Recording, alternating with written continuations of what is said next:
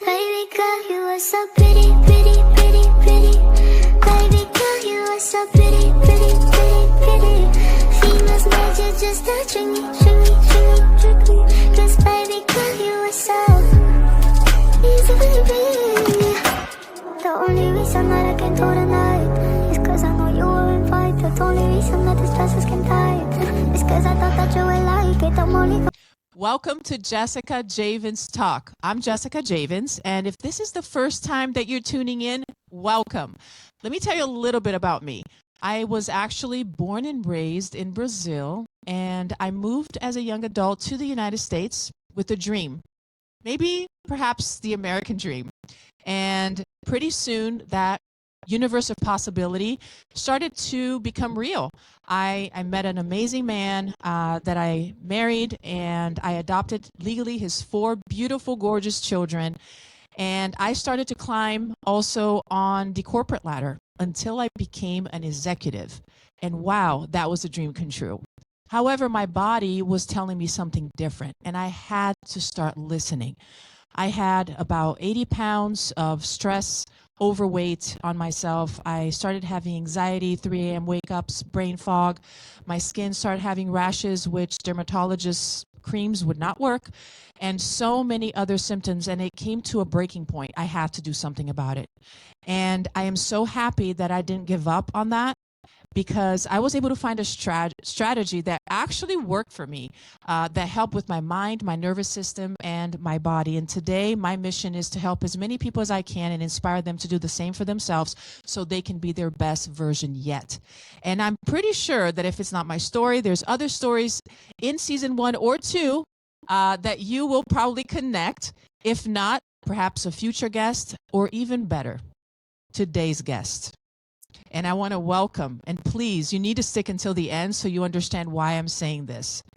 I would love to welcome today the amazing Hiba Tanvir. Hiba, thank you so much for coming to our show. Thank you, Jessica, for having me. What an honor. Thank you so much.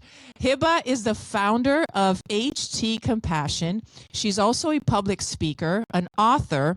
She's a leadership mentor, mindset coach, and she's also creator of the Play and Pause methodology for intelligent people who have some therapy fatigue.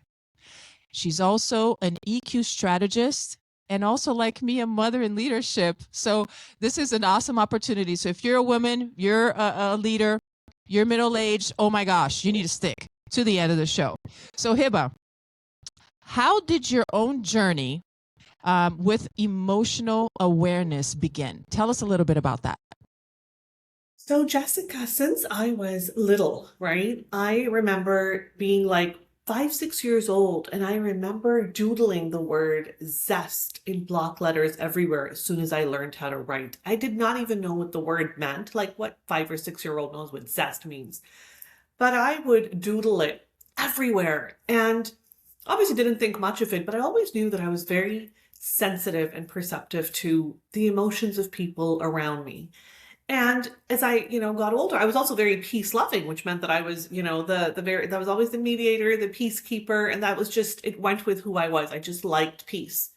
And then as I, obviously got older and I started my corporate career, I realized that it was one of the things that I was really commended on was my emotional maturity, my emotional strength, and also just being very regulated was a strength that I had.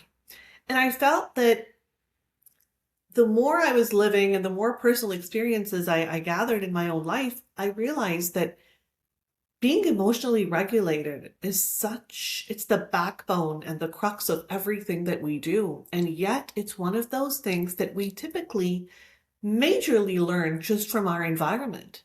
So if you didn't have regulated people around you, especially your primary caregivers, humans are, we only self-soothe in relation to the people around us. We don't have any natural self-soothing or self-regulating abilities till we're much older.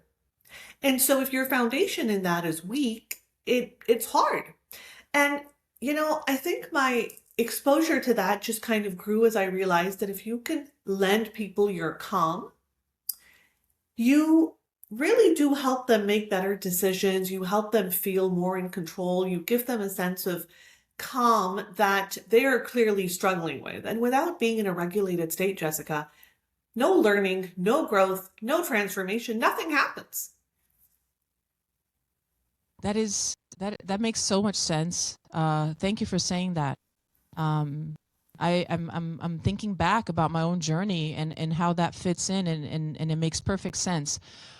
What was the exact, if you can think of or remember, the exact pivotal moment that made you realize that you wanted this to be your career? So, Jessica, it happened in spurts and kind of very organically, right? I kept getting, when I look back, a step closer to this. So when I was working in corporate, I was asked to mentor people a lot. So I was like, okay. And they said, oh, you really seem to get people. And I'm like, okay, didn't think much of it. And then during another transition period, I was moving back to Texas after, kind of working in corporate for 5 years. Um, when I was visiting India for the summer, I was fascinated by this idea that we're all energy beings. And so I did Korean hand therapy, and I got this certificate in that. So when I came back, I started doing workshops, and through that I found people that were starting to really, they wanted to come to me to kind of center them. So I'm like, I'm not a therapist, I'm not a psychologist, I'm not your friend, and I'm not your doctor. I'm this in-between person, which I realized people really craved for. And we would do a lot of talking, a lot of sipping tea. I would do, depending on what it was, I would work, on their hands and, do a lot of what's called Korean hand therapy, which really helped. One woman that I particularly remember, my first lady, it was amazing, that I worked with. She had been taking 18 Tylenols a day because she had such bad migraines and nothing on earth had helped her. And she just said that her whole life was just trying to manage these migraines. And she was a young woman. And obviously I was very new. I was like, I don't even know what I can do if she's 18 Tylenols are not helping her. But we started working, and over time, Jessica, she was able to move down from 18 to 12 to 10. By the time we finished working over the course of a year and a half, she was down to 4. And she said to me, I cannot tell you, this has changed my life. She said, I stopped going out. I stopped meeting people. I hated doing things because I knew that when this would come on, I just didn't know what to do. So to me, being a source of alleviating someone's pain has always been something that gives me a lot of purpose. And then over the last few years, when I specialized into, kind of emotional intelligence and emotional regulation, it came from this experience that I had unfortunately, in my own life, where I realized that, when you take out the emotion and the pain from something, you realize what you're dealing with often is emotional dysregulation. And when people are emotionally dysregulated, you can't build homes with them, you can't build business with them, you can't build life with them, you can't build Wow. partnership with them. It's the most basic thing, and yet we don't view it as such. It seems like, okay, yeah, whatever, regulated, Yeah. what does that mean? So I think that really drew my interest, that it's a skill that's not taught, and yet it's the skill that is most needed if we want to build a better world. Wow. That's a strong point right there. One of the most needed. Now, for our listeners here, can you just describe just briefly what is this certification that you got when you went to India, and that helped this first, maybe one of your first clients with it? Can you tell us how that works or what it looks like? So basically, when I was in India, I saw that there was this, as I was driving by, I was like, oh, this looks interesting. This is a woman that teaches like acupuncture and acupressure. And I got interested. So I went to her and I was like, oh, what do you do? And she told me this would be like a 2-month program. And basically, I'd be teaching you different points on the hand and how they correlate to the rest of your body and what they can do in terms of opening up energy pathways, right? And so kind of the same ideas, reflexology, the same ideas on our feet, we have kind of our body mapped Yeah. onto both. And so basically, I was like, sure, I'd be interested in learning this. And it was more like, sure, I want to be able to help my mom if she's, got something, or just but I think when I kind of was like, oh my gosh, this is powerful stuff, I can do more with it. So that's where I got this. I learned it. I did it for about 2 years, and then I kind of left it and moved on into our family business, which is we have our own preschool. And it wasn't until just about a few years back that I was like, wait a minute. I've got the energy healing. I've really gotten into neuroscience. I got my emotional intelligence certification. I've done resilience building from Harvard University. And I was like, when I piece it all together, I can create something that's based on ancient wisdom, as well as proven techniques, as well as neuroscience, as well as basic principles of emotional intelligence, which I thought was unique because most people don't have that. Kind of bringing it together to me was like, I can really help more people with this. That's so beautiful. My goodness. And as far as the emotional intelligence part that you said is one of the biggest issues, I agree. Um, I believe that eventually, if you don't have that regulation, it takes you to burnout. What would you say are one of the first signs of burnout? Being highly reactive when not needed and being highly non-reactive when needed. That's a Oh, strange thing, right? So yeah. let me explain. There are situations that God created us with this ability to, fight, flight, freeze, whatever, depending on the situation. So God forbid there's a fire, we should be trying to get away from it. Those are basic ways that we ensure our survival. I notice that when people are very burnt out, we become very numb, meaning we're not reacting to the stimuli the way we need to. So a small thing is causing a lot of big reaction and big feelings, and whereas things that actually call for it, you're almost not giving a response that would make sense. So that mismatch to me is a sign that someone is in burnout. Wow. I do recall having those feelings. Now that you said it, probably never had it pinpointed like that, but now I do recall. I didn't know those were signs of burnout. That's amazing. Do you know, Jessica, that one of the big things that drew me to my work in emotional intelligence, and specifically within emotional intelligence, emotional regulation, was realizing that I was working with more and more women, that we confuse numb with being calm. And that's a big myth that I want to debunk, that, we pride ourselves as women on, I was just so calm. I look back at my own life and I look at the fact that I kept praising myself for situations in which I was calm, in which I should have actually been either fighting or running away, but I commended myself on just how calm I was. Calm is not healthy if it's masking, if it's just a cover for numb, right? Absolutely. Absolutely.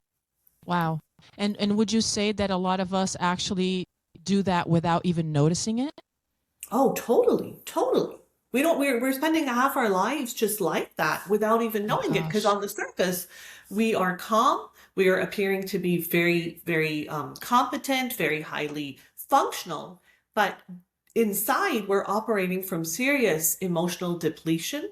We are operating from this state of we're just going through the motions. And I really worry when I hear people say, because I've been there, oh, I'm just going through the motions. No, you're not supposed to be just going through the motions. You need to be going through the emotions. Wow. I love that. Wow, you have to write that down. You should not be going through the motions. You should be going through the emotions. Wow. And that's true. People just don't know, I guess, how to regulate them. It comes down to that. So many times they're taught or influenced to just shut it down, which is not actually shutting it down because it's part of our composition.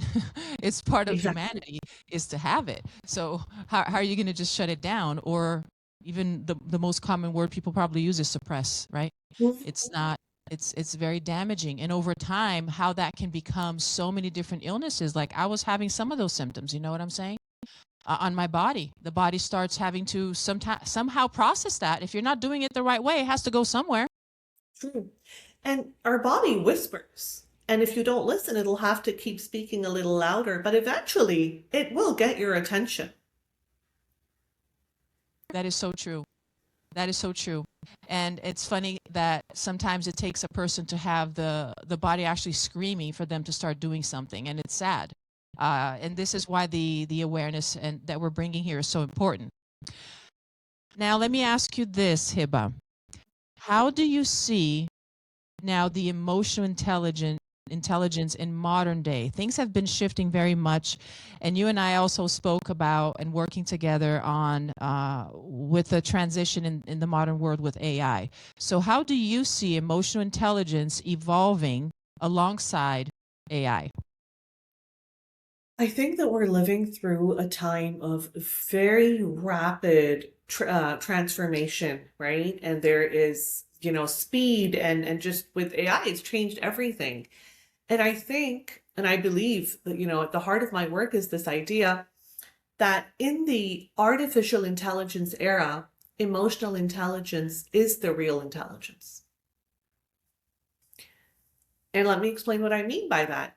For so long in history, we were told that we had to divorce emotions from intelligence. Emotional people are not intelligent, and intelligent people are not emotional. Wow. And basically that meant that we had cut out half of our brain, so to say. And in today's AI world, if you think about it, there is no better time in history than now to own and flaunt your humanness, because that is what is going to set you apart. Wow. I got goosebumps right now. But unfortunately, Jessica, for so long, we've been told to operate this way. And suddenly we're at a disadvantage because we don't know how to show up fully human, because that's considered maybe unprofessional, weak, too feminine, too masculine. Like, we don't know what to do with that. And I think that's exactly where, it's like we're almost teaching us how to be our most human self. And it's liberating, because you know what? Eventually we were meant to show up fully and wholly. And when you have to keep fragmenting and breaking parts of yourself, you're not being an honest representation of who you were meant to be.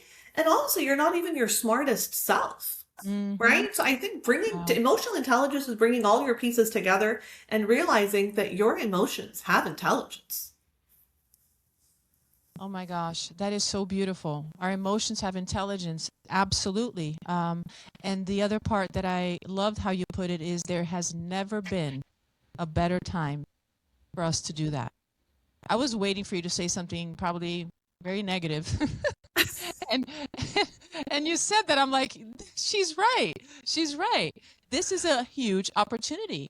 And I think there's people starting to become a little more aware of how we've been losing a little bit of that humanity, and they're craving it. And I've seen even young generations literally choosing, maybe a few decades younger than me, choosing not to be on social media, choosing some drastic things because of the lack of humanity. I met somebody in their 20s that were like, no, we need to have meals with the family every single day. No phones. Like, this is crazy. I'm like, I was so proud to hear that, from a person at that age. And Yeah. I think they're just realizing that it's not a substitution, much to the opposite. It's an even bigger time for us to bring that awareness. Now, Hiba, how do you coach leaders to balance that vulnerability, right? Because we need to embrace that part of us Uh, with authority without compromising their confidence and credibility, and especially if you're talking about work? Great question. And so, through my own journey and having worked with leaders and teams, one of the things that I'm so proud that I was able to put together was the play and pause methodology, which is fundamentally bringing moments of play back into the way we lead, the way we work, the way we show up, and bringing the power of the pause back. We think of play, Jessica, and we think, okay, we don't have time for this because that's for kids. That's what we do when you're young. Like, we're serious Right, people. We got work to do, right? right. Um, and that's exactly where we have it wrong. Play from the beginning of mankind has been a very important way of regulation, of growth, of connecting, of creating. Play is when we let our creativity just flow through us. Doing things without any performance metric is the key to play, right? We're not talking about playing a sport and then again it turns into this who won, who lost. It's doing something simple as doodling.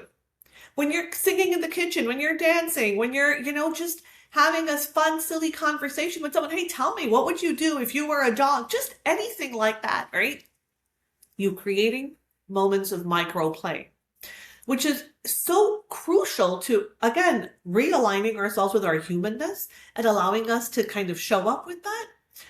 And then on the other hand, there's the pause, right? And so during the course of, as I've been doing more workshops and trainings with leaders, I started with Play-Doh, and I realized that when I would walk into a room, that was my signature thing. I would put out That's Play-Doh, awesome. and you look at a bunch of CEOs looking at you like, okay, we don't have time for this. And I'm like, that's exactly what we need to make time for. Because, it's amazing, Jessica. And I see this whether I'm speaking to a group of CEOs, whether I'm speaking to a group of cybersecurity professionals, university students, a group of, name any industry, I can tell you put Play-Doh in the room and you give it to people. And I guide them through what I want them to do with it. Literally, the energy of the room changes. From this, you Wow. see people going like this. Conversations happen, the facial expressions loosen, all the fancy things that we want people to feel comfortable, vulnerable, honest, blah, blah, blah. I make it happen. To me, like, you can't tell people what to do. You got to do it with them. And that's a key thing about the way Yeah. I work is I feel like I've been on the other end where I'm a smart person. I know all these things. I know I should rest. I know I should hydrate better. I know I should, be calm. But the problem is we're also like lonely because even ChatGPT could tell me that, I want a human to be with me in this discomfort and in this space. So that's where I brought, the idea of play, and then I combined it with pause. And I really go deep into the pause because if I tell you to pause right now, okay, do I take a breath? Do I slap somebody? Do I throw a chair? Like, what do I do in this pause? Right? Like, no one tells us that. And so a lot of my work has also been focused on developing emotional intelligence curriculum for schools. Because I feel we want to start all of this very early, right? We're talking about it now, and we learned it after going through our share of trials and tribulations. I think as humans, our purpose is always going to be, what is the gift and what is it that you have learned? And how are you trying to share this with people to save them the pain, the agony, and the time that it took you to learn it? Oh, So this is kind of what I've created because I feel the play and pause put together allows leaders to be not compromising on productivity, but also not compromising on being authentic and leading from all of their intelligences, including emotional. beautiful. Oh my gosh. I loved how you said that. Hiba, so you're also working with children. I am. So my family and I, we have our own preschool, and that's kind of the background I come from. I've got over 20 years of early childhood education. That's where the Play-Doh was like, wait a minute, this is powerful. How, what kind, so what are you doing? Are you preparing these children for leadership? Or emotional regulation from that age? What is your main focus? So when I put together emotional intelligence curriculum, Jessica, my goal is that just the way we want our kids to know their numbers, their letters, their shapes, my goal is for them to have emotional literacy, for them to identify when they're sad, when they're mad, when they're worried, when they're frustrated. Because what happens? I believe that in today's world where we're seeing high rates of anxiety, depression, suicide, substance abuse, this is a proactive approach towards the global mental health crises. Before something turns into a mental health problem, it starts as an emotional health problem. True. So I'm obviously not a mental health professional, but I feel at this young age, by allowing them to get very comfortable understanding their emotions, we're giving them an edge to navigate this world by being more human. How beautiful. How beautiful is that? What is the age that you start helping them with that? So we start with them at about 3 years. 2, actually. 2 is where we start introducing it. So Really? yes, start at least getting them familiar. So the teachers are not just, it'll be like, oh, I'm so happy to see you. And when I feel happy, my stomach does this. Or are you, kind of helping them identify, are you feeling sad? What's going on? Why don't you draw for me like you're sad, or choose a color and draw for me like you're mad? Really focusing. And a lot of my work is working with parents as well as teachers, because again, they don't really know how to do this, right? It's uncomfortable for them because we're taught that our children should always be happy. Our goal as parents is not just to make sure our children are always happy, it's to allow them to feel a range of emotions responsibly and safely. Oh my gosh. I cannot even say how valuable that is for parenting because we're we're not told much about how to parent through all of that. So most Nope. parents probably would benefit from that hugely. That should be in every curriculum. And hopefully we'll get there soon. Hiba, what is one emotional skill that makes the biggest difference in people's personal and professional relationships? Do you mean like which emotion or which emotional skill? Skill. Skill. So between self-awareness, it starts with that, right? I have to be aware that I am feeling this. And that's the hard part. That's the deep dive into yourself. It's a lot easier for me to say, Jessica, when you do this, or if you wouldn't do XYZ, I wouldn't be mad. It's much easier to believe that it's always other people and things that are making me behave this way. It's a lot harder to realize that self-awareness piece, which is, I tend to behave this way, or I get triggered by these things.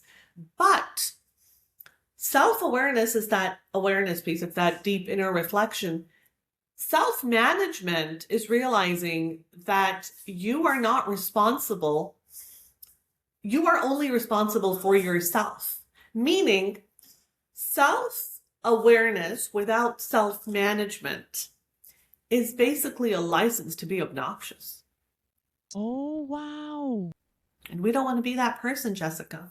No. In today's world, Insta is filled with have your boundaries clear. Don't let anyone blah, blah, blah. And it kind of encourages this narcissistic way of living where I am this. Well, just because I tell you that I am an angry person or I am, I like my room clean, that's great. But what are you doing about it? You still need to figure out how you are going to manage when that doesn't happen. It's not your job to figure that out for me. Right. So I work on that part of you're self-aware. That's great. But if you're not going to have tools to manage whatever you have come up with in your self-awareness, you're dangerous. You're toxic because you're somewhere expecting the world to kind of dance around your issues. I never heard it said that way. That's absolutely amazing. That's a light bulb. That's incredible. My goodness. Okay. So Hiba, if emotional intelligence had a superpower, this is something out of the box now. If emotional intelligence had a superpower, what would it be, or what would it look like? That had a superpower. It would be super kind and super productive. Yeah, because there's nothing chaining you back, right? That's what I'm thinking visually, because you're able to perform the best and to be kind and free. Yeah, I love that. Kind and productive. I love that. That's beautiful. That's how it should feel. Absolutely. And man, that impacts everything. Yourself and everybody around you. Exactly. Right? Amazing. Before we start closing with the last question, I just want to pause for a moment just to thank some of our sponsors for today's show. First is Purium, which is the ultimate life transformation company that helps you to reset, cleanse, and give your cell level pure nutrition, organic nutrition. And also Forever Living, which is the best aloe vera juice in the world. And if you ever come to South Florida to visit my brother's restaurant, which is absolutely beautiful, was just on Local 10 last week. It's called Through the Vine. So thank you for our sponsors today. And going back to Hiba, we have a lot of people watching this show right now. And I want to ask you, what is the one key after they turn this off and they go right back into their routine, probably their patterns? What can they take away and they can start practicing right now that will help them to get closer to their self-awareness and their emotional management? Pause. If you can just introduce a pause, and the secret to that is how to pause, which I talk about in my workshops. But if you can take 90 seconds before you decide to reply to that email, before you decide to say something back to your partner who's triggered you, before you decide to say something to your teenager who's, pressing your buttons, just pause and just let that emotion pass. It really changes the landscape and the terrain of your, dynamics. Thank you. That's so practical, and it makes sense. And you're giving yourself that opportunity, and also the people who are going to be listening to your response. So thank you. Now, Hiba, you have so much going on. You have so many, a unique combination of talents and ways that you're impacting people today in the world. Tell us how our listeners can reach out to you, understand a little bit more about your work, and work with you. How can they get to you? So HT, which are my initials, htcompassion.com is my website. So you'll get a good idea of what I do. And then there's a way to connect with me on there. I'm also on LinkedIn, my first name, Hiba, and Tanvir. That's another way. And yeah, I just would love the opportunity to kind of really show you what owning your emotions can do for you professionally, as well as how it changes how you show up at home. So it's really a game changer, because your same emotions come to work and the same emotions go home. So when you invest in your emotional intelligence, it's really the best investment you can make in your relational health, in your physical health, in your career health. It really is that super kind of starter for everything else. So yeah, through my website and through LinkedIn, I'm also on Instagram at HD Compassion. So I'd love a good chat. That's awesome. I was just going to say that as you started to tell us how to find you, is one of the biggest gifts that you can give yourself, or maybe somebody else, is to do that self-investment and discovery and that power that we all have inside of us. We just have to allow and give permission to get ourselves there, and the feeling and the consequences of how that impacts everything in your life is just so huge. And today is funny because, of course, this episode is going to be on air for a long time, but it is Valentine's Day, and some people are thinking about flowers and chocolates, but really, you want a good gift is to invest in yourself in this level. There's probably nothing better than that. So thank you so much, Hiba, for coming to the show. I love your work. I love how you post your inspirational things that you share on LinkedIn and everything. I love following you. And I look forward to working with you more moving forward. Make sure that you guys are following Hiba, and also make sure that you're sharing this episode, because there's so many people that need this. They need to understand and get out of feeling imprisoned with their emotions. There is a way out, and there's a beautiful way out. And this is the best time to do it right now. So thank you so much for joining. Thank you for watching. This show is brought by the I Am Beast Network. This is Jessica Javens Talk, and my name is Jessica Javens. Baby girl, you are so pretty, pretty, pretty, pretty. Baby girl, you are so pretty, pretty, pretty, pretty. Females made you just touching me.